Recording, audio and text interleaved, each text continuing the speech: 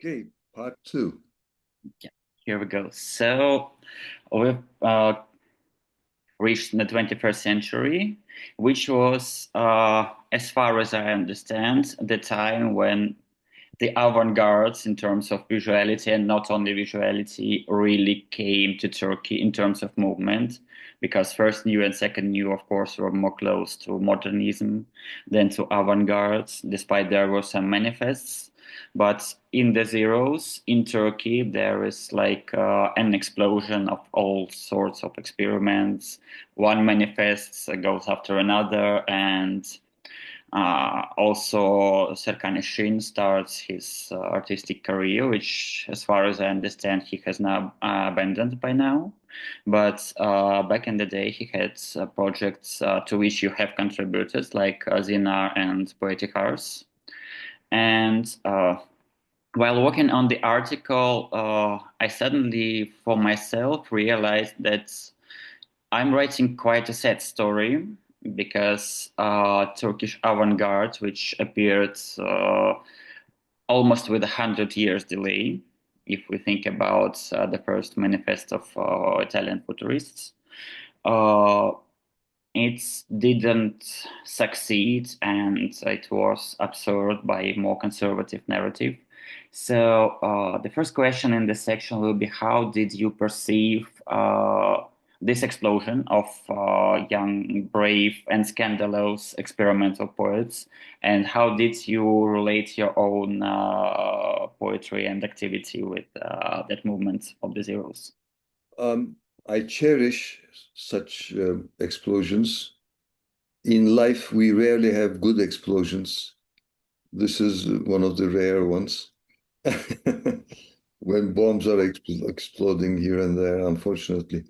I'm open to all experiments, and I try to understand them, to sympathize, empathize, and enjoy all these works. Um, to me, politics has always been important. I tend to find most of the literary output not related to um, survival issues, which are political at the same time. And to me, that's something that's lacking. Uh, to me, pushing politics aside is leaving the ground. It is surrendering to despotism. For me, art and politics always go together. And we know that um, during the so-called Cold War in the United States, the CIA sponsored abstract art uh, specifically. Uh, yeah, um, and still in the many uh, Hollywood films and TV series, we hardly see workers, any worker issues. That's uh, that's that's censorship at the very root, self-censorship and censorship at the very root. Um, so uh, I think when I was 10, um, I was impressed by the Universal Declaration of Human Rights. And in my notebook, which I prepared when I was 10, which was published in 2017, um, I was 64. The my the notebook I prepared when I was 10 was published when I was 64. Um, uh, and There I remember writing in ink. And I recently discovered that I had created that special font actually for the Universal Declaration of Human Rights. And that I was 10, and when I was 14, I decided to contribute to the formation of freedom ethics. And when I was 15, I considered myself an atheist world citizen. And I decided to struggle for human rights everywhere. And since then, I've been trying to do what that ethical worldview invites me to do. And my relationship with Marxism has been in accordance with this responsibility to humanity, the future, trying to get rid of exploitation in all its forms, etc. But unfortunately, in that field, despotism and cruelty, when it comes to real life, unfortunately, also occurred. But still, just like physics is not possible without considering Newton, social theory, sociology, trying to understand the world cannot be sufficient without including Engels and Marx in that order, not Marx and Engels, but Engels and Marx. Engels was before Marx in many aspects. He was very modest. And so one of the inspiring points in Marx is his expression that free association of free individuals, and that is so anti-Stalinist. This free association of free individuals in real life, to what extent, whatever extent is possible, that's also that's one of the basic things ethically. And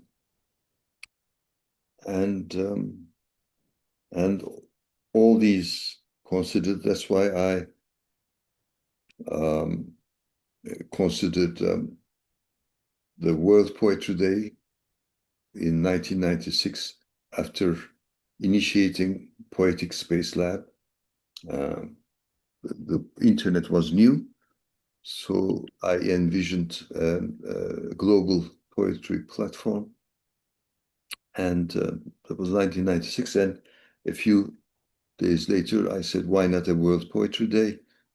And then I mentioned this to Professor Talat Alman in New York, at New York University, and Gülseli and other friends.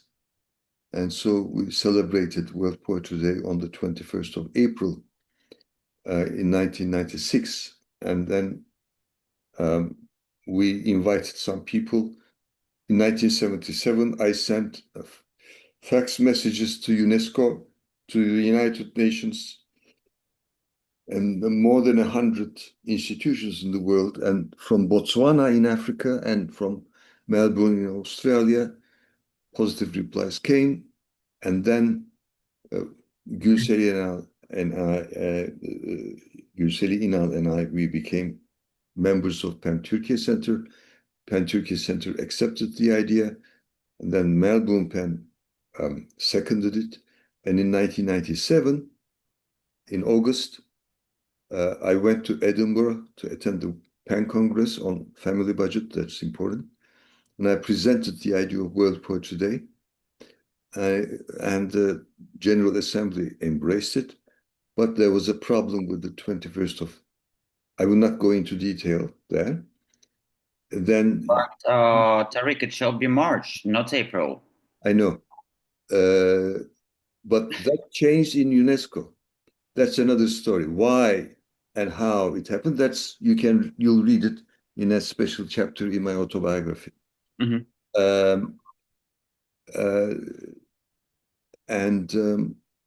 So UNESCO in 1999 accepted the idea of World Poetry Day. Formally, the Moroccan National Committee submitted thing, but it was I that initiated the process, and with friends, growing synergy, and PEN International took it to UNESCO, and then within UNESCO there was a discussion period, and later on I learned that the Hellenic Authors Society, of which I'm an honorary member, suggested the 21st of March, I think that's what they. That was March, and it was actually Mikhail Mitras, who was the most radical, visual, and concrete poet in the history of Greek poetry. I think. So, but the prehistory of UNESCO, before what happened, is missing in the UNESCO website, and this is unfair. This is most unfair. So, um, and then I learned that my Bulgarian a Bulgarian friend of mine, he an American poetess, I think in 1930s, suggested International Poetry Day. It was celebrated, I think, in October for some years. In 1996, I didn't know that. But even so, International Poetry Day is not World Poetry Day, because World Poetry Day, this is very important at UNESCO. When we look at UNESCO's website, that is missing. What is missing? International Poetry Day is not a sufficient idea, because World Poetry Day is a World Poetry Day. And why didn't I say World Literature Day in 1996? I could have said that. It came to my mind, World Literature Day.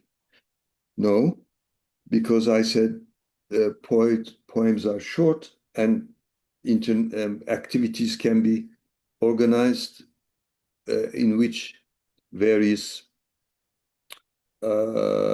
languages can be represented, and that will be good for world peace. So that is the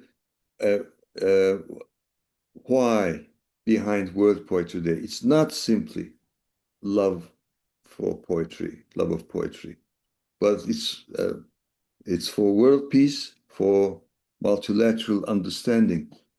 So World Poetry Day is a day of world poetry.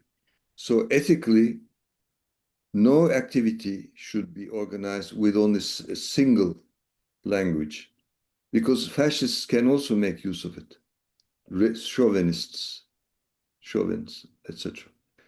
So I wanted to add this to our interview.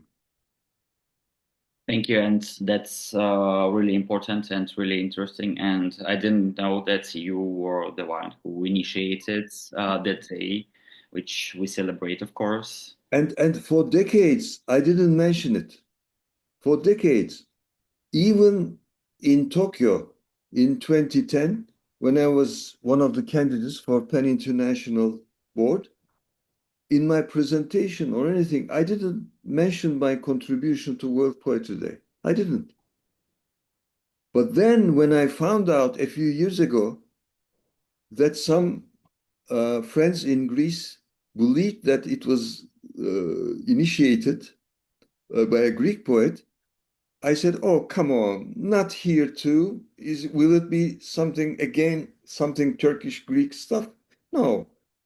And I had already been made a honorary member of Hellenic Authors Society, and so I refrained that. But then it is unfair. Do we want justice? Okay, I want justice in historiography for everything, including the history of World Poetry Day. And there are documents with reasoning in published, etc., etc. So decades after the efforts, I didn't mention all the efforts Well, it's so I too want justice, and since then I've been mentioning the initiator of World Poetry Day in 1996. Mhm. Yes, For the records, I didn't think that it was entirely Greek initiative. I just knew it as a scholar of Greek poetry, but I didn't think this is an initiative that could come from one particular person. It's because it doesn't make a sense, and it's quite opposite to the whole conception of worlds. of course. Yeah. So for the records, yeah, that's a correction from my side. So like. Uh, Okay, but thank you for this, and it's very good to know, and it's very important, I think, and that's a shame you had been overlooked for the time being, and I also hope for historic justice, which you definitely deserve. And now I have documents from testimonies from 1997. The then Penn International president, Homero Arigis, great Mexican Mhm. poet, as well. Great work.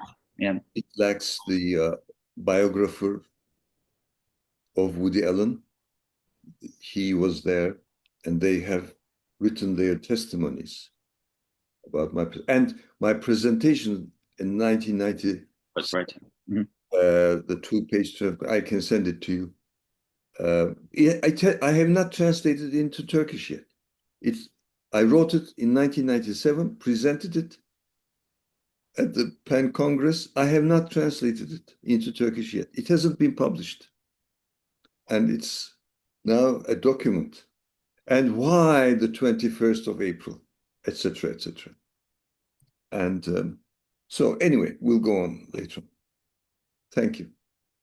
Yes, we'll go on later, and let's get back to my initial question. I'm sorry for like No, no, keeping no. us within the boundaries of the visuality and the Turkish context. Yeah, because that's what I need for my article, and that's what I want to present. Because otherwise, it will be like an endless story, uh, an endless story of many stories. So. Yeah, in the zeros and what you spoke about Marxism, it I think quite corresponds with Serkanishin's ideas of a useless, purposeless poetry withdrawn from the capitalist logic, which doesn't produce economic value and therefore doesn't uh, doesn't play doesn't belong to this capitalist production logic of literature and poetry. So in the zeros, there was this like blessed, and it also came with the usage of internet and with this sense of freedom and radicalism in some respect. And how did you find it? How did you perceive it from within the Turkish context? Like, what was it for you? This like new movement because it's involved many people. It's involved you. It's involved at some extent, as far as I know, Ege Berensel, who is the next generation from you. It's involved, of course, Serkan Eshin, who is another generation born in the 70s, and some people born in the 80s. So, and from my outsider perspective, it appears like there has been some space which could gather together different poets and different people who were familiar with experimentalism and who were daring to do some experiments. And maybe it was for the first time in the history of Turkish poetry, or am I wrong? Um, well, the output is certainly impressive and with a variety, and I'm all for it. Um, as I have written you on a WhatsApp, um, since my childhood, I tried to look I have tried to look at life, the universe, the world, the adventures of humanity, of living beings, etc., and non-living beings. So I never felt myself limited to any country. My locality is the whole universe. And so in my literary output, I have written about so this this mosaic epic is partly a history book in a way. It's a book of history, politics, psychology, sociology, social psychology, you name it, ethical, freedom, peace, ideal, etc., etc. It's when I was in my 20s, I said that will be a secular Bible. Because what is Bible? What is the Bible? It's a collection of stories with some wisdom, but unfortunately with too much mythology. I am in favor of mythology. I love mythology, but when people take mythology for truth, tragedies happen. They are happening today. We all have myths, whether we are aware of it or not. But unless we are aware of it, all religions are mythologies to a great extent. But when people, the believers of those religions, when they take those mythologies too seriously, we have massacres. We have wars, massacres, etc. So that's why, to me, Atatürk is important, not only for Turkey, but also for the future of humanity. And the West should rediscover Atatürk because secularism, I put a difference between secularity and secularism. Secularity is the regime. Now, in Bangladesh, things are getting worse and worse because Islamists want Sharia. And that's a big problem. And Atatürk favored science and arts, as you know, gender equality, secular law, um, um, which are vital, without which we cannot have any democracy. And it was a very successful cultural revolution. I'm so glad he changed the alphabet. Yes, to put a distance between the Islamic culture, especially, and the Turkish culture has been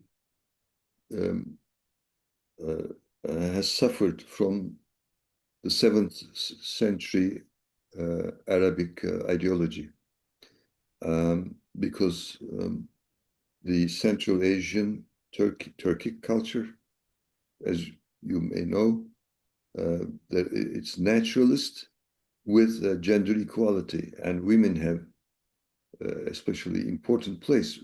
The Amazons, according to a female US professor, were Turanic from Central Asia. Turanic, there's a Turkic related thing. And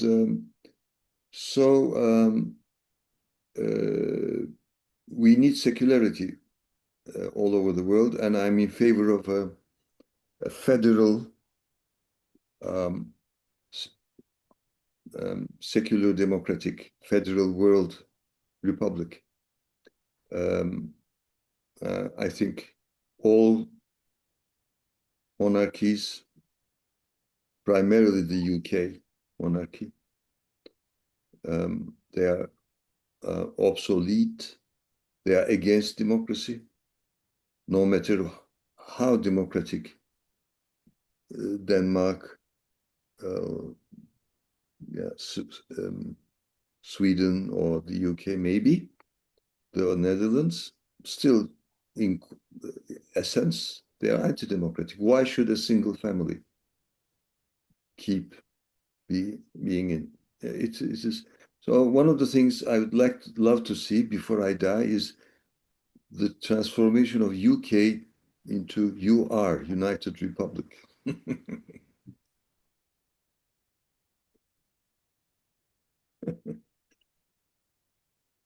I get you. So you're a master in going too far from the questions, because Sorry, but when we started with visual poetry of the zeros in Turkey, we ended up with Bible, secularism, and yeah, because and then the UK.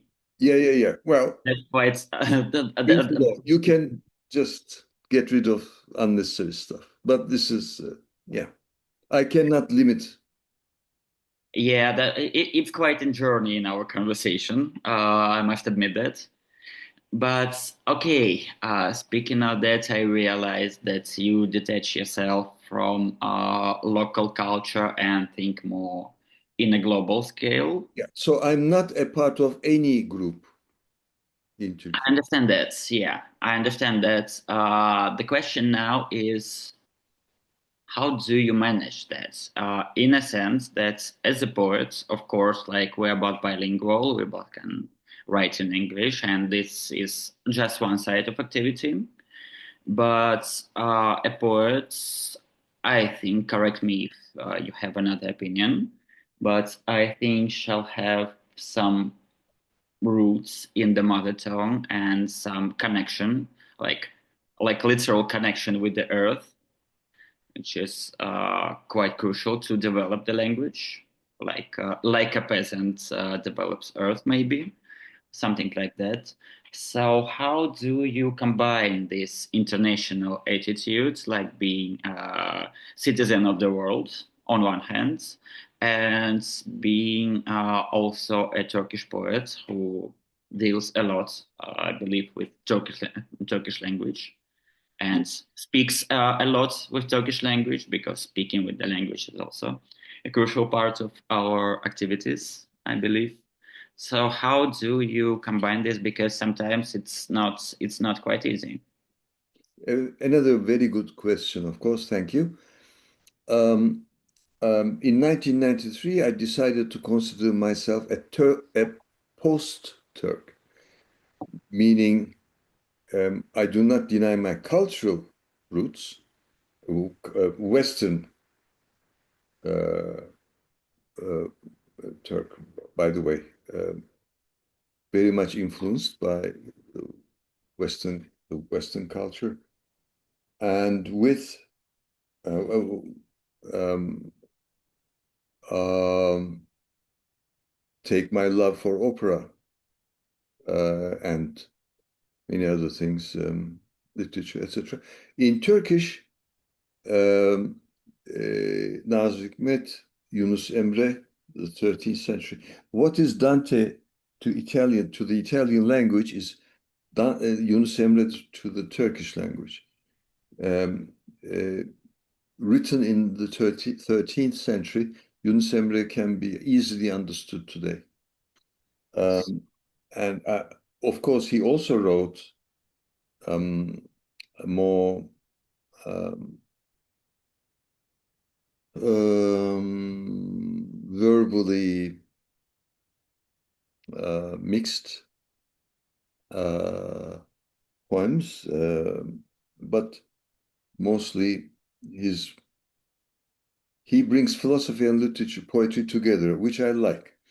And he's one of the two poets that I have always asked myself, what would he do?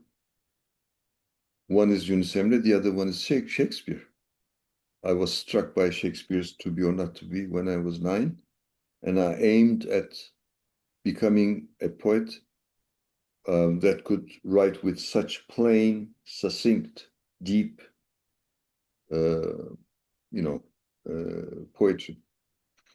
And so when I translated Hamlet, mine is the 10th translation into Turkish.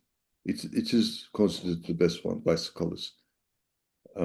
Because except Can Yücel, no other translator was or is a poet.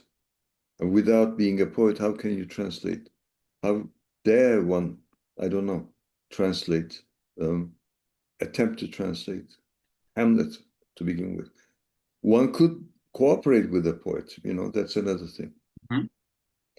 But unfortunately, there hasn't been so. So, yes, I would like to mention Yunus Emre, Yahya Kemal. Um, Yahya Kemal was in love with Nazım Hikmet's mother, and that's why Nazım Hikmet was angry with Yahya Kemal. But I was 5 when I was impressed by a poem by Yahya Kemal. So I would say from Turkish poetry, um, especially Yunus Emre, Nazım Hikmet, Yahya Kemal. Later on, Orhan Veli, Dağlarca, Oktay Rifat, Atilla İlhan, yeah, Cemal Süreyya. These poets have very strong structure. Their poetry is very structure oriented.